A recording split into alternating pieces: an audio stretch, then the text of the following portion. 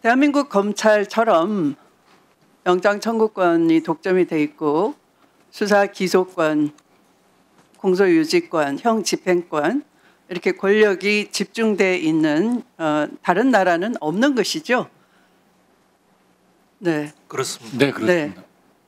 그러면 이 수사 기소 분리는 형사사법 절차에 있어서 검찰에게 과도하게 집중된 형사사법 절차에 있어서의 수사권이 또한 기소 독점권으로 또는 기소 편의주의에 의해서 오히려 사건을 암장하거나 사법정의 구현에 방해해 왔던 검찰에 대해서 이 통제가 필요하다 하는 국민적 공감대가 있는 것입니다. 아까 여러 위원님들 특히 마지막으로 김용민 의원님처럼 너무 과도한 권한을 통제 없이 행사하다가 결국은 검찰과 언론이 유착이 돼서 사람들의 그 선거로 선출이 됐지만 알고 보니까 검찰 쿠데타였던 겁니다.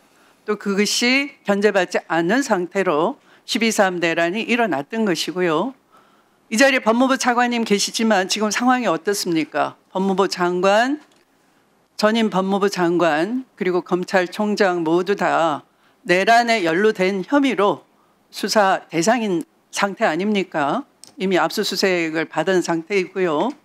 그렇다면 온 국민이 조속히 이 내란 수습 되기를 원하고 다시는 이 같은 일이 일어나지 말아야 되겠다 해서 검찰 개혁은 더디어 미룰 수 없는 70년 만에 이제 드디어 온 국민이 검찰 개혁에 대한 절실함을 느끼고 있는 중요한 순간입니다. 그래서 진술인들로부터 그런 검찰 개혁에 대한 바람직한 방안, 물론 강론에 가면 여러 우려가 있을 수 있습니다. 그리고 정답은 있을 수가 없습니다.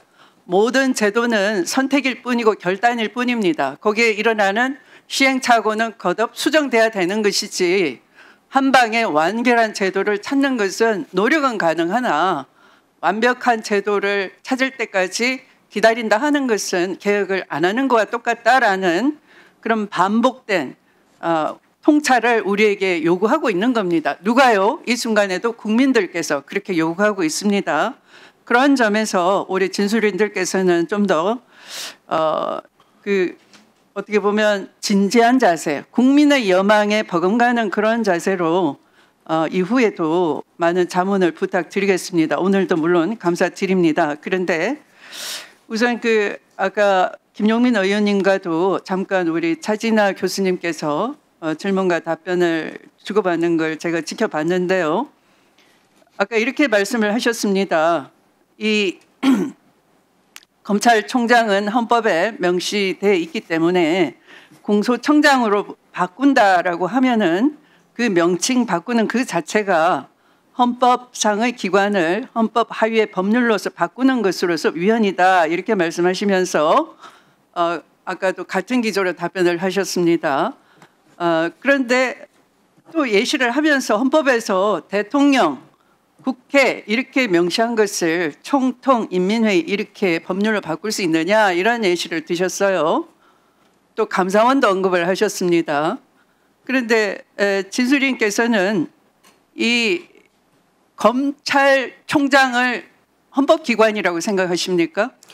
헌법기관의 법적 정의, 그 개념 정의가 두 가지가 있습니다. 하나는 헌법에 설치가 되어 있는 기관, 근거를 가지고 있는 기관, 이걸 헌법기관으로 부르기도 하고요. 다른 하나는 단순히 헌법에 그 근거가 있는 기관이어서는 안 되고 입법, 행정, 사법 이런 권력 분립의 그 독자적인 기능을 수행하는 기관, 이렇게 좁게 보는 견해도 있습니다. 그래서 좁게 보는 견해에 따르면 감사원은 헌법상 기관이긴 하지만 헌법기관은 아니게 됩니다.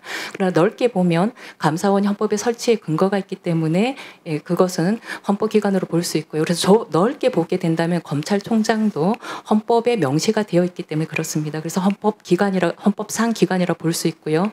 그리고 이런 관점에서 보면 헌법재판소 판례에 하더라도 국회위원회나 이런 거 있지 않습니까? 위원회 출석해서 어쩌고 발언하고 그렇게 보기 때문에 국회의 위원회도 헌법에 그 근거가 있는 기관으로 봐서 권한쟁에 있어서 당사자 능력을 인정하는 것입니다. 그거는 약간 다른 각도에서 말씀하시는 거고요.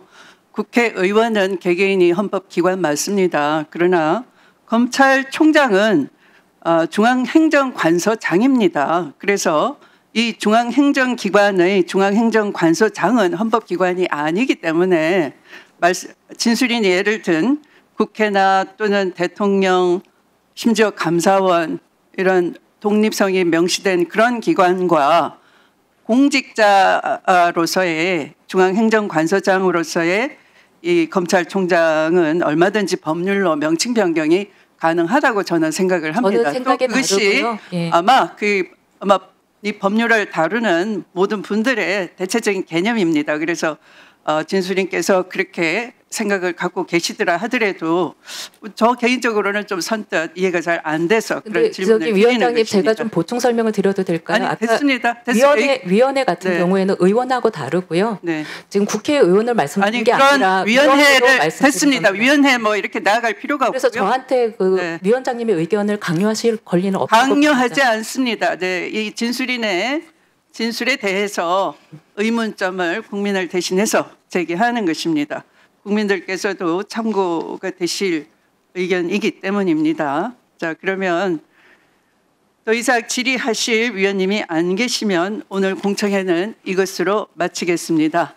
오늘 공청회에서 네 분의 진술인으로부터 매우 깊이 있는 의견을 들을 수가 있었습니다. 오늘 공청회에서 제시된 의견들은 향후 우리 위원회 검찰개혁 관련 법안 심사 시 많은 참고가 되리라 생각합니다.